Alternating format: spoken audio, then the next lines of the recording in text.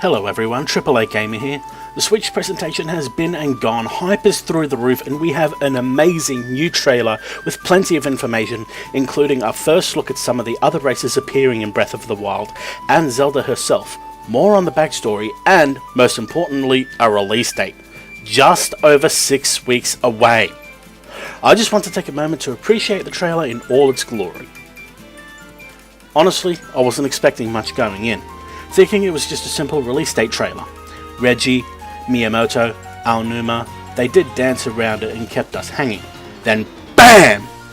First we have the animals, the environment, everything, and it looks absolutely gorgeous. That Snow Fox at the beginning is fucking adorable.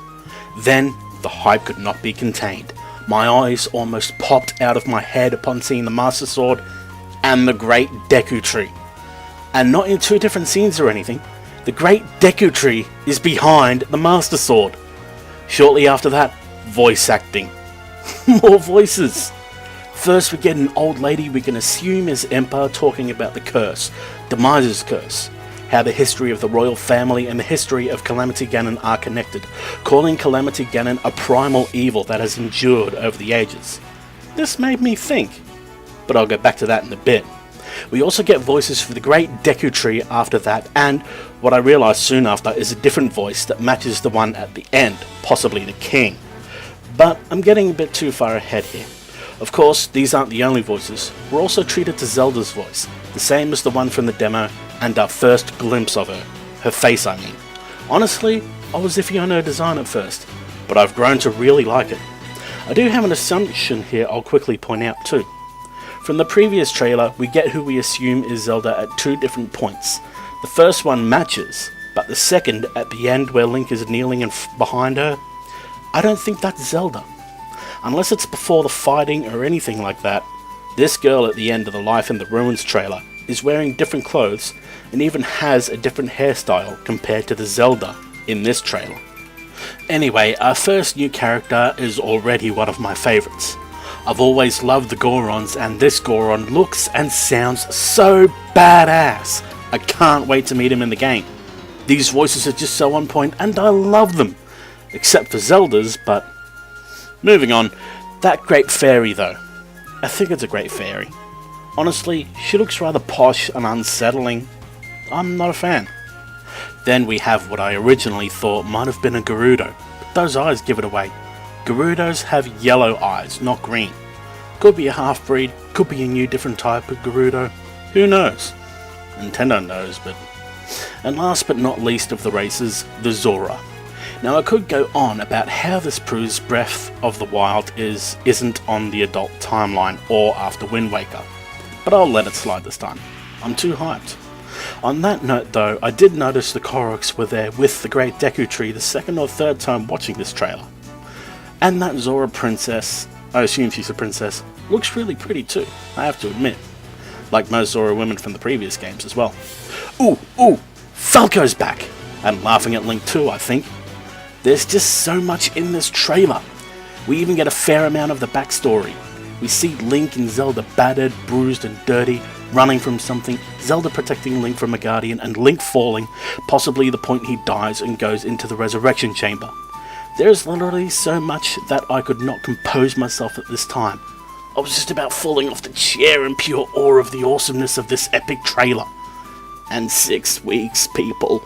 Only 6 weeks of waiting. I can't wait. I need this game now.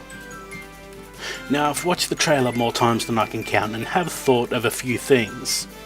I did say what Impa said made me think. The old lady says the history of the royal family is also the history of the Calamity Ganon. This implies that they know not only of the curse, but also that the royal family was indeed made up of direct descendants to Zelda and the goddess. Demise cursed those with the blood of the goddess specifically and claimed his power would be reincarnated throughout history for all time.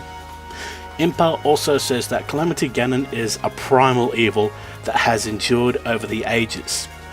We could chalk this up to simply meaning what Demise said. It is his power that has been around since the dawn of time, after all. But the fact she calls it primal has me wondering if the name Ganon existed prior to Ganondorf's appearance in Ocarina of Time. Like Calamity Ganon being a different being altogether that could have been around before Ganondorf. It could be what gave Ganondorf so much power and his pig form. It would make sense of the Sheikah's existence and the known knowledge of the goddess that disappear by the time Ocarina of Time happens. There's also the endured over the ages part though. There's also the possibility that Ganondorf is well and truly dead and his power has somehow manifested itself as a separate entity. Both the child and adult timelines support this, having killed Ganondorf in both Twilight Princess and Wind Waker. And yes, I know, support for the adult timeline? What the fuck? Hey, if Breath of the Wild ends up in the adult timeline, I will bite my tongue and take the burn. I'll admit when I'm wrong. But in the meantime, I just want to point out that this could also be the very end of one of these timelines. More so, the child timeline with some of the evidence heavily supporting it. Wolf Link and the Castle Town Fountain and Flags, for example.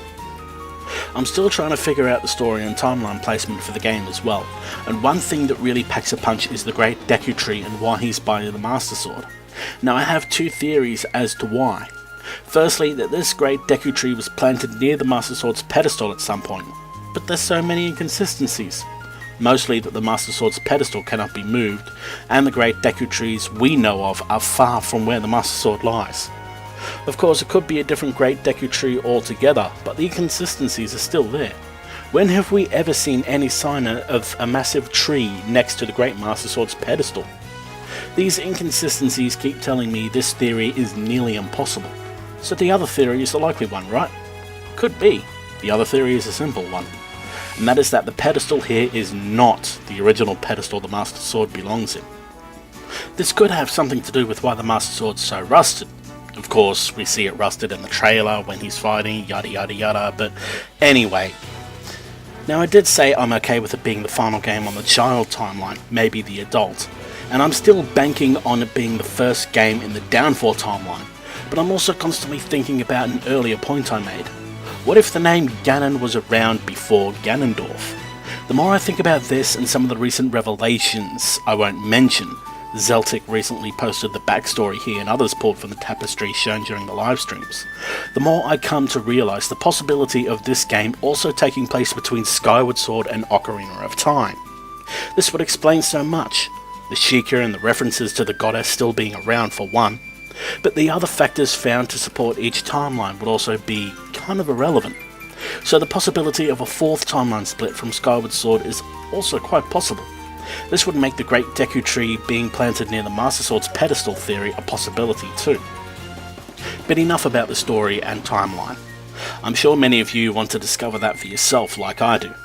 I have figured out the theory regarding the old man being the king by listening to his grunts from the demo and comparing it to the king's voice in this trailer, but I won't say if they're the same or not. We'll just have to wait and see, and I cannot wait to find out, if I haven't said that enough already. I already know exactly what I'm going to do once I get this game. I am that excited. I will go to the Switch midnight launch and boot this up as soon as I get home and spend the entire night and following weekend as much as I can playing The Legend of Zelda Breath of the Wild. I will start off by exploring and scavenging the Temple of Time, then do the shrines on the Great Plateau, see if it's all the same as the E3 demo and get any runes that may lay within, jump off, get a horse, head to the other towers and activate them, the Hyrule Castle one first, as well as completing any shrines, side quests, plot points and whatever I run into along the way. It's always been my game plan for games like Assassin's Creed, Far Cry and any other that use that sort of system. What I do after that, I don't know, but I just can't wait 6 fucking weeks. I need this game now! Thank you everyone for tuning in and listening to me ramble on, and if you have any questions, feel free to drop me a message on my email, Facebook or Twitter accounts found in the links below. I hope you enjoyed this video and please don't forget to like, subscribe and all that crap. See you later!